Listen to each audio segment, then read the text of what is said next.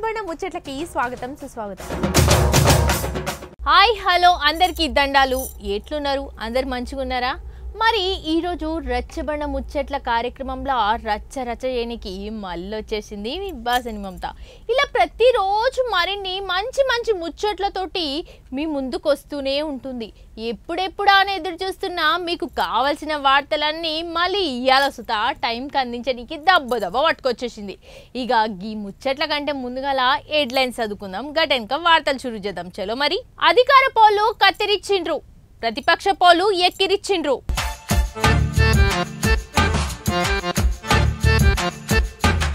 Auto నడిపిన విడుదల రచనక్క అందరికీ అండగా ఉంటారట పక్క.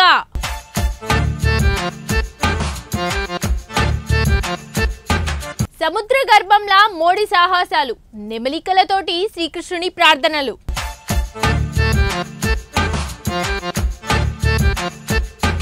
ఈ తిప్పలు తగ్గేదే లేదింకా, కచోరీ సాసులా పడ్డది బొద్దింకా.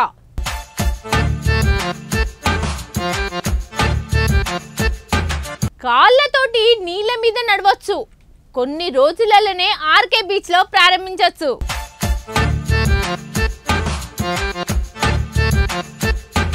చదువుకోరా అంటే షాదీ కావాలన్నాడు, అత్తగారిని ఒప్పించి అవాకు చేస్తున్నాడు.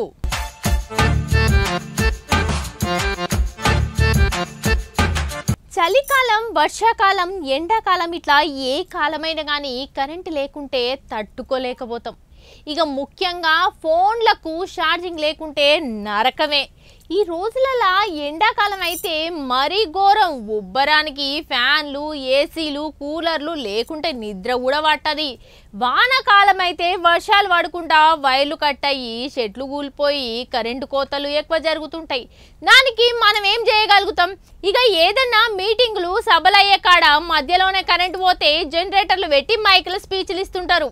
కానీ పార్లమెంట్ ఎన్నికల సన్నాహ సమావేశంలో తారక రామన్న మాట్లాడుకుంటా స్పీచ్ ఇస్తుండగా కరెంటు పోయినాక కాంగ్రెస్ ప్రభుత్వం పనితీరు గురించి కేటీఆర్ అన్న మాట ఏందో చూడురి. అసెంబ్లీ ఎలక్షన్లప్పుడు ప్రచారం అప్పుడు ఎంత రువ్వడిగా తిరిగి ప్రయత్నం చేసినా ఫలితం దక్కకపోయే బీఆర్ఎస్ పార్టీ వాళ్ళకు. ఇగో మళ్ళా పార్లమెంట్ ఎలక్షన్లు వచ్చినాయి కదా తెలంగాణ. ఇప్పుడు ఇక ఆయన ఎలక్షన్ల ముంగట ప్రచారంలో భాగంగా పార్లమెంట్ ఎన్నికల సన్నాహ సమావేశంలో భాగంగా నాగర్ కర్నూలులో నిర్వహించిన సమావేశంలో మాజీ మంత్రి కేటీఆర్ అన్న తారక రామన్న మాట్లాడుకుంటే ఏమన్నాడో ఇనురో పారి. అయితే నడుమంత్రాన ఏమైందంటే కరెంట్ పోయిందట నువ్వు. ఇక అన్న ప్రసంగిస్తున్నాగానే కరెంట్ పోగానే ఇక కార్యకర్తలు ఏమంటారో ఇనురో పారి. అన్న కేటీఆర్ అన్న కావాలనే తీసేసిరే, కరెంట్ కట్ చేసిరు అనే వరకు కేటీఆర్ అనుకుంటాడు మంచి సెటైర్ వేసిండట. ఏమని చూడు మార్పు బాగుందా అనుకుంటా కేటీఆర్ అన్న సెటైర్ వేయడం తోటి అక్కడ ఉన్న వాళ్ళంతా నవ్వుకుంటా కీకలు పెట్టుకుంటా వీడియో అయితే మస్తు వైరల్ అవుతుందట పోండ్రి. ఇక బీఆర్ఎస్ శ్రేణులు ట్విట్టర్ లో ట్వీట్ చేసిర్రు అన్నట్టు. ఏ మాటకా మాట కానీ కేటీఆర్ అన్న తెలంగాణ భాషలో మాండలికంలో మాట్లాడుకుంటాను అయితే మైక్ పట్టుకొని దంచుతుంటాడు అప్పుడప్పుడు స్పీచ్. ఇక నడమంత్రాన కరెంట్ పోయే వరకు కూకుంటాడు. అన్న దొరికిందే ఛాన్స్ అని మార్పు రావాలి, కాంగ్రెస్ రావాలి అంటారుగా ఓటర్లు అనుకుంటా ఇక సెటైర్ వేసిండు అన్నట్టు. ఇక మొత్తం మీదనైతే అసెంబ్లీ ఎలక్షన్లలో రిజల్ట్ మంచిగా రాలే కానీ పార్లమెంట్ ఎలక్షన్లన్నా వీళ్ళ పతార చూపించాలన్నట్టుగా ముందు చూపుతోటి ఇట్లా ప్రచారంలో భాగంగా పార్లమెంట్ ఎన్నికల సన్నాహ సమావేశాలు పెడుతున్నారట. మరి ఇవాళ జనరేటర్ పెట్టలేదా ఎట్లనో తెలియదు కానీ పవర్ కట్ అయ్యే వరకు ఆయన మైకు బంద్ అయ్యే వరకు గిట్లా సెటైర్ వేసిండు అన్నట్టు. ఈ వీడియో అది ఆయన ట్విట్టర్ లో పెట్టే వరకు మస్తు రువ్వడిగా వైరల్ అవుతున్నదట నువ్వు. అని గమ్మతే అయింది పోండ్రి. పాయింట్ అవుట్ చేసి వాంటెడ్ గా ఏమన్నా ప్రతిపక్షంగా అందామన పోయినా గానీ కాకుండా కరెంట్ పోయి ఆయన కలిసి వచ్చింది పోండ్రి వీళ్లకు. ఈ వీడియోను చూస్తున్న జనాలు అయితే బీఆర్ఎస్ ప్రభుత్వం ఉన్నప్పుడు కరెంట్ పోలేదా గట్ల మాట్లాడుతున్నారు, గమ్మత్ చేస్తున్నారు అంటురట. ఇంకా కొందరు ఏమో వాళ్ళు మంచిగానే ఉంటారు వీళ్ళు మంచిగానే ఉంటారు అనుకుంటా ఇంటెలిజెంట్ పీపుల్ ఏమంటున్నారు అంటే ఇక తప్పొప్పులు వీళ్ళై ఉంటాయి వాళ్ళై ఉంటాయి తప్పొప్పులు అనుకుంటా నడుమ మనమే ఓటర్లమే బలి కావాల్సి వస్తుంది అని అనుకుంటా కొంతమంది కామెంట్లు పెడుతున్నారు అన్నట్టు. ఇక మొత్తం మీదనైతే మస్తు రువడిగా పోతున్నది ఈ వీడియో. మంత్రి విడుదల రచనక్క రూటే సెపరేట్ పోండ్రి. ప్రచారం చేసిన, ప్రజల్లో తిరిగిన, మాట్లాడిన, పరిగెత్తిన, పాదయాత్ర చేసిన, ఆటలాడిన అక్క ఏం చేసినా సోషల్ మీడియాలో మస్తు వైరల్ అవుతుంటది. అయితే ఇప్పుడు ఏం వైరల్ అవుతుంది అంటే వాహన మిత్ర పథకం గురించి గుంటూరు ప్రజలకు ఎరక చేస్తూ జగనన్న నిత్య ఆటో అన్నలకు అండలుగా ఉంటున్నాడని ఆమె ఏమేం చేస్తుందో చూస్తే వర్రెవ అంటారు. ఇంతకు అక్క ఏం చేసిందంటే చూడుని మీరే.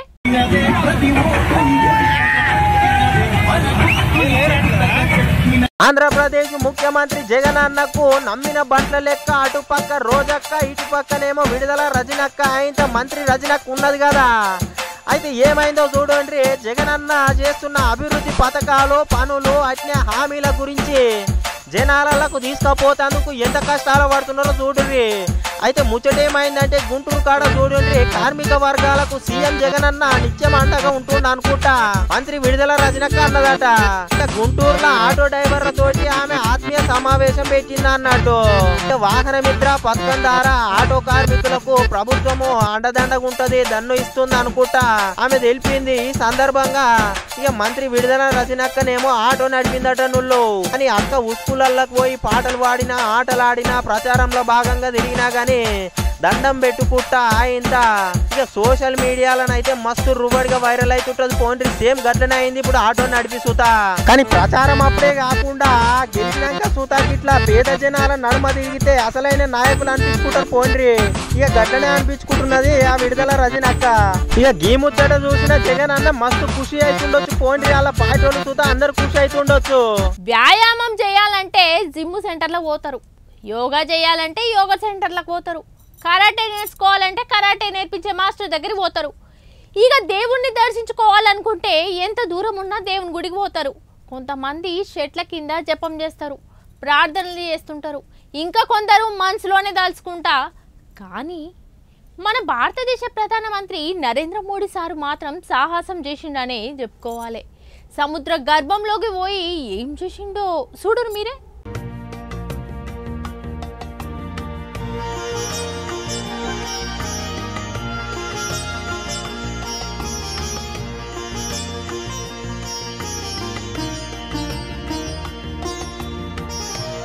మంత్రి నరేంద్ర మోడీ సారు ఆయన పర్యాటక ప్రదేశాలను మస్తు డెవలప్ చేస్తున్నాడు. పోండ్రి మొన్న మాల్దీవ్స్ వాళ్ళు ఆయన ఎకిరియంగా లక్షద్వీప్ను డెవలప్ చేయాలనుకుంటే ఒక వీడియో పెడితే ఎంత వైరల్ అయిందో ఎరకనే కదా. ఇగో ఇప్పుడు చూద్దా మస్తు సాహసమే చేసిండు అనుకోవాలి మోడీ సారు. సముద్ర గర్భంలోకి పోయి ఏం చేసిండో చూడు రూపాయి. ఇక మొన్నటిదాకా గుజరాత్ పర్యటనలో ఉన్నాడు కదా మోదీ సారు. ఆయన మునిగి ఆయన ద్వారక నగరానికి వెళ్ళి సాహసమే చేసిండు. పోండ్రి ఇండియన్ నేవీ సాయంతో అట్నే ఆక్సిజన్ సిలిండర్ ధరించుకొని మొత్తం నెత్తికి హెల్మెట్ పెట్టుకొని అట్టడుగు చేరుకున్నదట. లోపలికి నీళ్ళలో పోయి శ్రీకృష్ణునికి ప్రార్థనలు చేసిండు అన్నట్టు. ఇక వీడియోను పిఎంఓ ట్విట్టర్లో షేర్ చేసిందట. అంటే ఇంకా ప్రార్థన స్థలంలో మోడీ ధ్యానం చేస్తూ నెమలికలను పట్టుకొని అయితే నమస్కరించుకుంటా అన్నట్టు.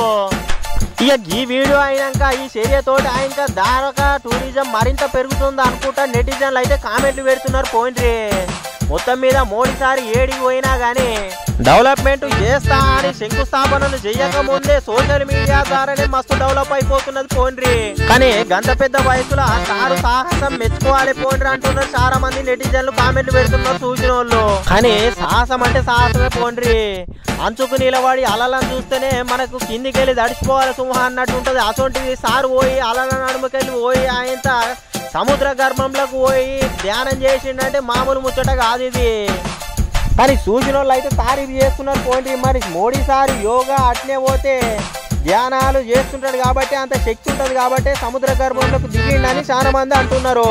ఇక భక్తి శ్రద్ధలతోటి ఏ పని చేసినా సక్సెస్ అవుతుంది కాబట్టి ఇక ఈ సందర్భంగా రచ్చబండ ముచ్చట్ల తరపున శ్రీకృష్ణుని దీవెనలు ఉండాలి చల్లగా ఉండాలి సార్ అని కోరుకుంటున్నాం. పోండి మన తెలంగాణ చాలా ఫేమస్ దేనికో తెలుసా? హోటళ్ళు, రెస్టారెంట్లు, టీ పాయింట్లు ఇట్లా ఏ దుకాణాల్లో చూసుకున్నా తినుబండారాల్లో ఏదో ఒక గల్తీలు జరుగుతున్నాయి. గానాడుమ బిర్యానీలో బలి పడ్డదని ఒక హోటల్ కేసు, మరి సాంబార్లో పాము పడ్డదని ఇంకొక కేసు, ఇనుప తీగ పడ్డదని ఇంకో కేసు. గిట్లా చెప్పుకుంటూ పోతే దునియా ఉన్నాయి లిస్టు మస్తు పెద్దగానే ఉంటుంది.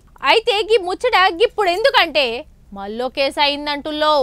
మళ్ళీ అపాయం ఏం జరిగిందంటే అగో గీ గోల్నాక కాడంట అగ్రా స్వీట్ హౌస్లా కచోరీలా సమోసాలా వేసుకునే సాసులా ఏం పడ్డదో ఎరికేనా చూడురు మీరే. అరే ఎన్నిసార్లు చెప్పాలి? ఇదివరకే మస్తు సార్లు వచ్చింది బిర్యానీలా చాయ్లా పాలల్లా ఇక ఎన్నెలా అనుకుంటా కూల్ డ్రింక్లల్లా సూతా తినుబండారాల అన్నిట్లల్లా ఏదో ఒక పురుగులు పడుతున్నాయి పాములు పడుతున్నాయి అట్నే ఏదో ఒక జీవులు పడుతున్నాయి, లేకుంటే ఇనుప సీకులో లేకపోతే ఏదో ఒకటి పడుతున్నాయి. పోయిండ్రి ఇటువంటి వార్తలు చెప్పి యాస్టకు వస్తుంది, అనే మాటలేరు చూడండి. ఇగో అది పిల్లలకు అవన్నీ సమస్యలు తీసుకొస్తే మేము దబా పిల్లలకు పెట్టేసి తిన్నాము. తిన్నాగానే ఒక అర్ధ గంటకు మాకు ఒకటే పైకాన్లు వాంతులు ఏదో పిల్లలు ఇద్దరు తినలేదు కాబట్టి పొద్దున్న వాళ్ళు చూసి వాళ్ళు ఒకటే పొద్దున్న నుంచి పైకాన్లు వాంతులు ఎందుకు ఇట్లా అవుతున్నాయని మేము ఆలోచిస్తున్నాము. ఎందుకు అవుతున్నాయేమో రాత్రి అంతా దవాఖానల పాలు మేము ఎట్లా చేయాలి సార్? మరి ఇది హైదరాబాద్ లో మళ్ళీ కథ చోటు చేసుకున్నది అంట చూడర్రి.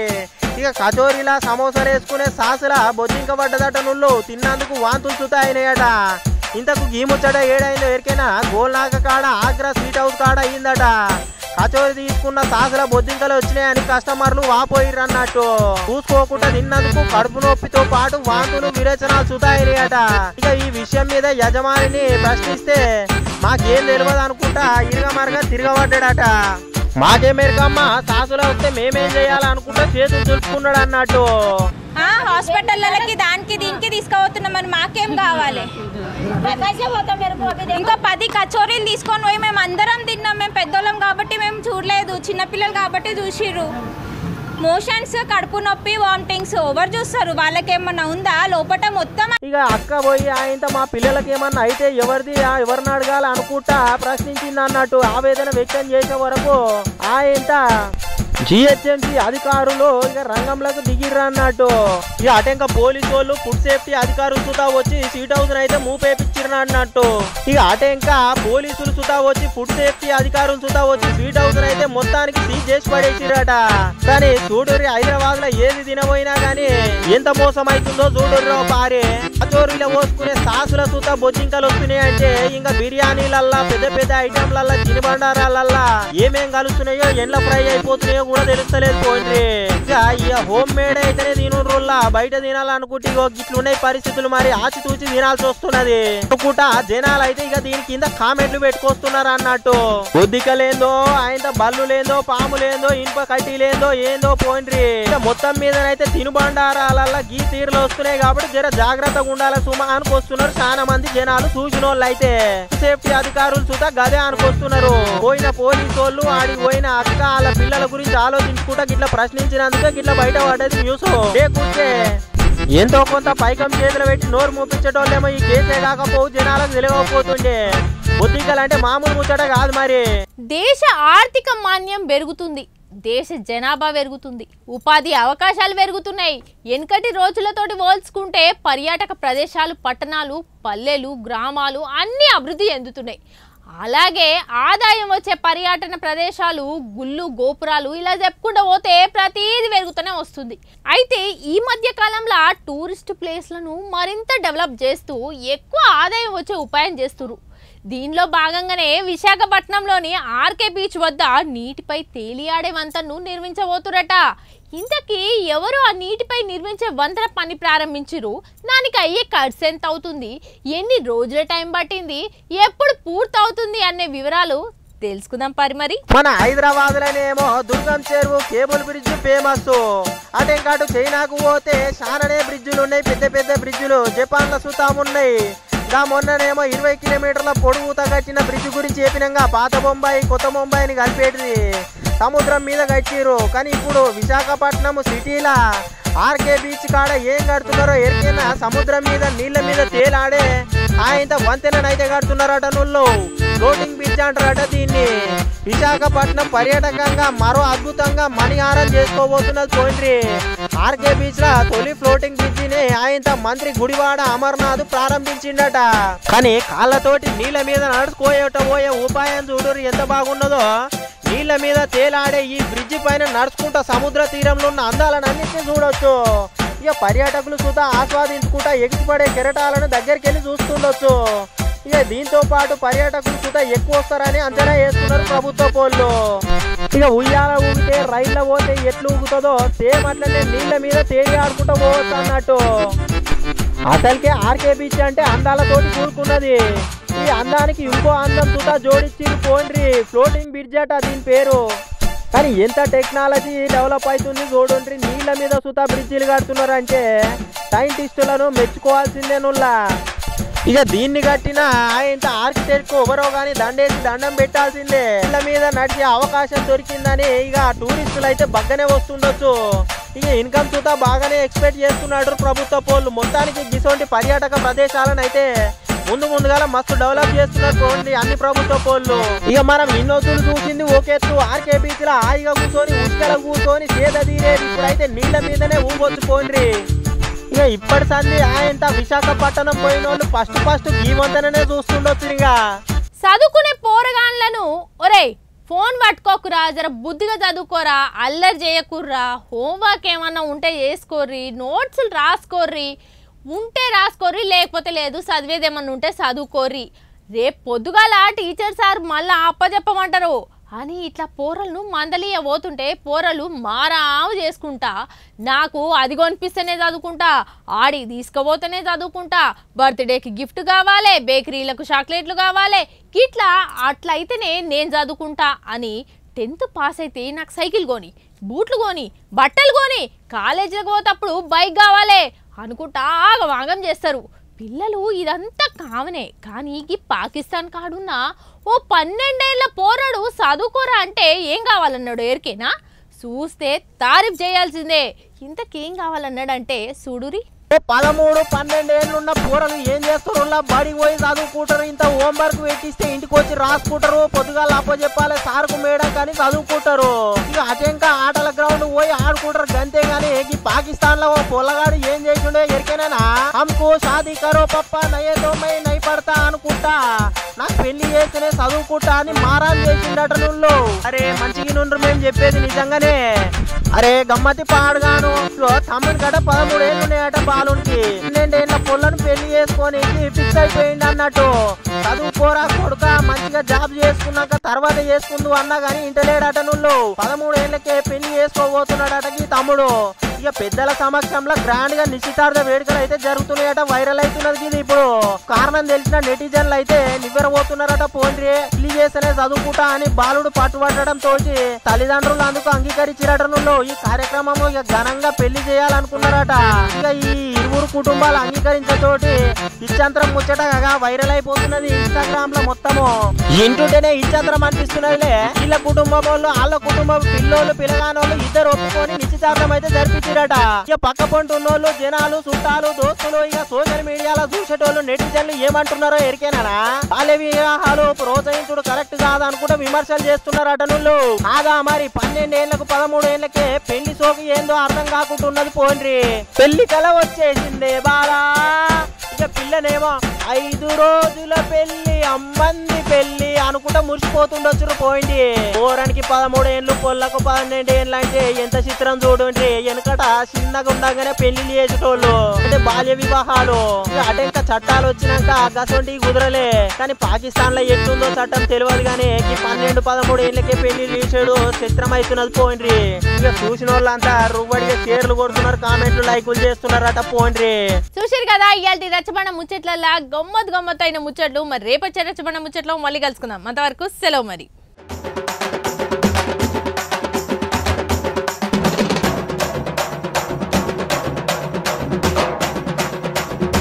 రచ్చబండ ముచ్చట్లకి స్వాగతం సుస్వాగతం.